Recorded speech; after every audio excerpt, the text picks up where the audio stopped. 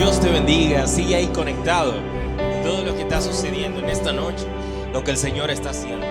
Así que quisiera entrar en este tiempo ya casi llegando al final, hacerte una pregunta en cuanto a las decisiones que tienes que tomar, hacerte una pregunta en cuanto a las decisiones que tienes que tomar a partir de hoy. Hoy pudiste conectarte a este live. Sigue poniendo tu petición de oración.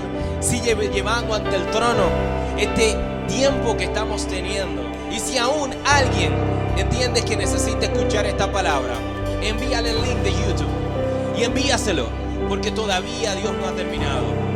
Quisiera hablarte de lo siguiente. La palabra de Dios presenta varios ejemplos y varios tramos donde nos ilustra propósitos en ella. ¿Qué decisión vas a tomar? ¿Qué vas a hacer? Eran situaciones donde Jesús llevaba a sus discípulos a que ellos, a través de su falla, pudieran conectarse con el Señor, pudieran conectarse con la vida, pudieran conectarse con aquel que daba la vida. Quisiera que vayas rápidamente. Vayamos a la palabra de Dios. Vayamos a la palabra de Dios a ver qué nos dice. Quisiera iniciar el versículo 1 de Juan 15:16. Dice: no me elegisteis vosotros a mí, sino yo elegí a vosotros. Yo he puesto que vayáis y llevéis fruto, de vuestro fruto permanezca, para que todo que pidieres al Padre en mi nombre, Él os dé.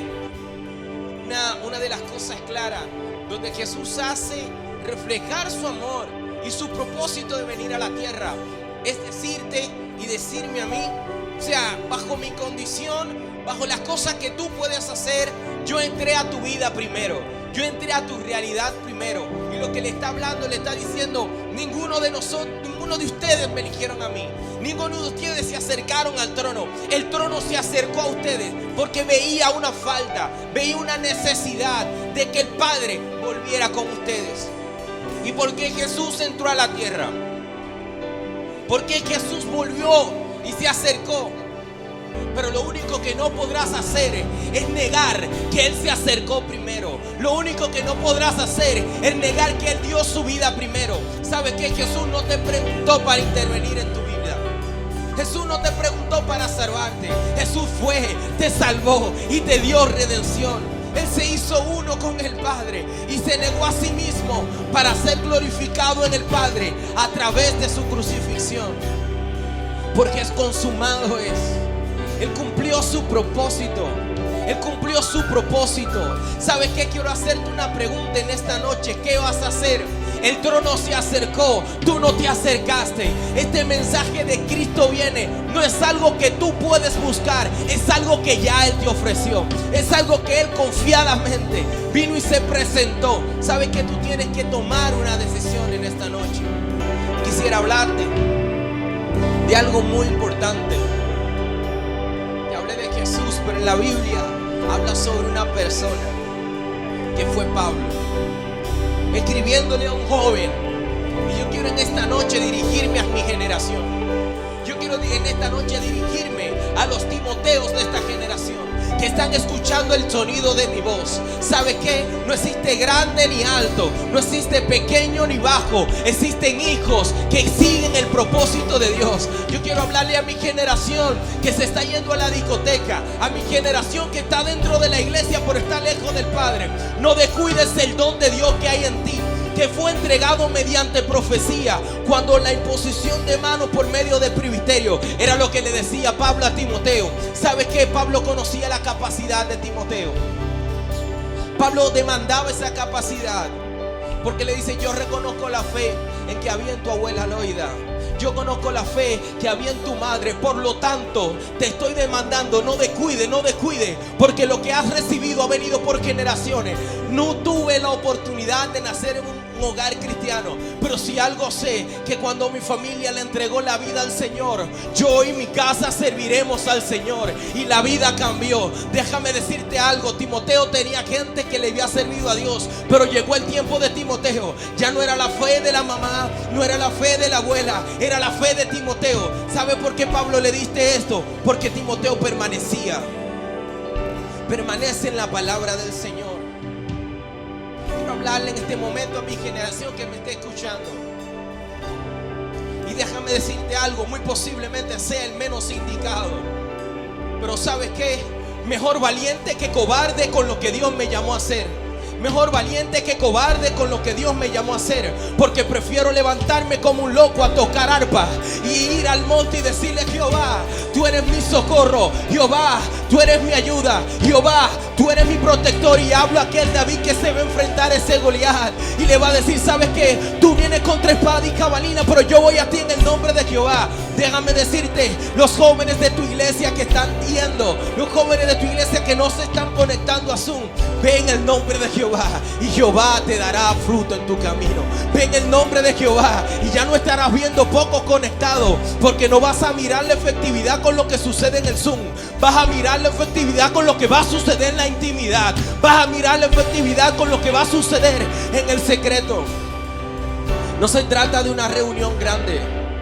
Se trata de un joven así como Timoteo habla en la palabra, que así como leímos en el versículo primero, Dios, Jesús lo eligió primero porque sabía que Timoteo no podía fallar. ¿Y cómo te conecto esto? Claro, Timoteo no conoció a Jesús, pero conoció a uno que caminó con Jesús, y ese que caminó con Jesús se llamó Pablo. Y Pablo le está diciendo: ¿sabe qué? No te estoy demandando algo que no puedes hacer, te estoy demandando lo que te fue entregado. Déjame decirte que cuando entregues todo lo que Dios te dio, tú vas a entender una sola cosa: Padre, no es suficiente. No es suficiente dormir cansado, no es suficiente agotarme, no es suficiente mi última adoración. Lo único que será suficiente es yo estar delante de ti por la eternidad, es yo levantar mi mano y decir: Padre, a ti sea la gloria, a ti sea la honra.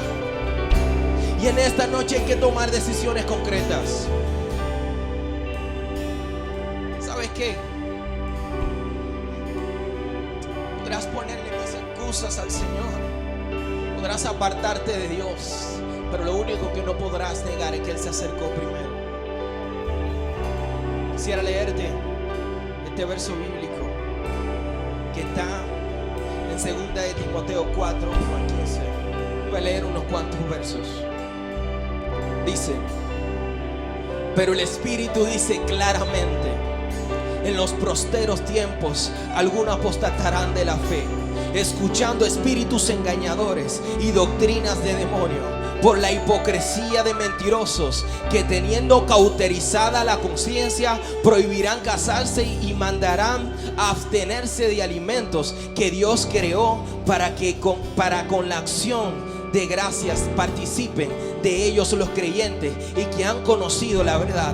Porque todo lo que Dios creó es bueno y nada es de desecharse y se toma por acción de gracia, porque la palabra de Dios y la oración, la santificación, sí, esto enseña a los hermanos. Déjame decirte algo, Pablo le está diciendo a Timoteo esta palabra y le dice: sí, esto enseña a los hermanos. Y le voy a decir algo que me he dado cuenta: el sistema no ha vendido doctrina. Perdonen los pastores que están conectados, discúlpenme si le toco el tema, pero Timoteo no tenía la estructura que nosotros tenemos. Timoteo no tenía el canon que nosotros tenemos. Timoteo tenía la comisión, y la comisión lo llevaba a ser discípulo. La comisión lo conectaba con lo que Jesús dijo: id al mundo y haced discípulos. La venida de Cristo tiene que ver con eso. La venida de Cristo tiene que ver con un Timoteo que está preparando, no es la doctrina.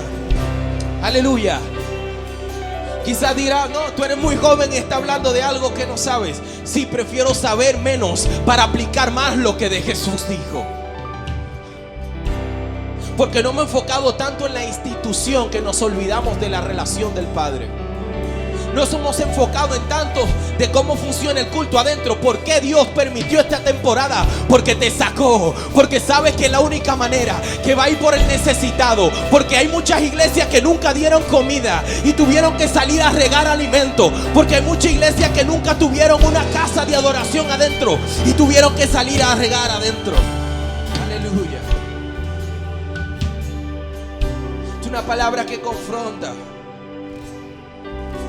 Si sientes que no es Dios que está hablando, te puede ir, tiene el permiso. Pero los que están conectados saben lo que el Espíritu está hablando. Quiero menos palabras, quiero menos promesas, y quiero que apliquen lo que de Jesús dijo. Quiero menos promesas vacías, quiero una relación conmigo. Yo soy tu gran yo soy. Tú lo has cantado en la iglesia, pero lo vives. Pablo le está demandando a Timoteo algo que Timoteo tenía. Déjame decirte algo. Dios le está demandando algo a la iglesia que la iglesia tiene, y es el poder de establecer la voluntad de Dios a través de la predicación de su palabra. Déjame decirte algo, no necesitas un poder que descienda, y muchos entenderán que necesitan un milagro para aprobación. Timoteo no se le registra un milagro. A Timoteo se le dice: aviva el fuego del don de Dios que está en ti. ¿Saben por qué? Porque no tiene que ver con señal, tiene que ver con obediencia. No tiene que ver con mucha señal, ¿saben por qué se sujetaban los demonios a Jesús? Porque Jesús, antes de hablarle a los demonios, se sujetaba al Padre. Y es el mayor ejemplo que necesita esta generación: es sujeción al Padre y decirle: Padre, aunque muera en la línea de batalla, aunque no vuelva a ver a mi padre y mi madre, permaneceré. No voy a dar un paso más. No voy a dar un paso más. Muchos cambios de orientación vienen este año para tu vida, y el secreto te ha dicho que tienes que tomar cambios. Incluso hay gente que Dios le ha dicho: cambia de carrera porque no te quiero ahí, cambia de rumbo porque no te quiero ahí. ¿Saben por qué Dios te lo dijo en cuarentena? Porque hacía mucho que no entrabas en el secreto y decías: necesito al Padre. Y el Padre preparó el terreno y entró en tu habitación donde estaba el pecado. Entró en tu habitación donde habitaba el pecado y dijo: donde sobreabundó, donde sobreabundó, donde se llenó todo de pecado, ahí sobreabunda la gracia. Donde el pecado abundó, ahí abunda la gracia también. Porque Dios no te está demandando algo, pero el Espíritu dice: muchas personas distrayendo al pueblo de Cristo, muchas personas trayendo doctrina diferente. Hello, mi generación me está escuchando esta noche, y quizás sea la última noche que me dirija a ella, pero solamente le diré: vendrán prohibiendo muchas cosas, pero que no te prohíban llevar la palabra de salvación. Hay unos que dicen que son salvos y que aseguran su salvación, pero no le dan salvación a otros. Déjame decirte algo: quizás podrás decirle al uno y al otro: yo soy salvo, pero déjame decirte, la única manera de ser salvo es dándole salvación a otro a través de Dios. La única manera de ser llevado a Dios es llevando a la gente a la conciencia de Dios, a la palabra de Dios. Pablo le dice a Timoteo, versículo 15: ocúpate de estas cosas.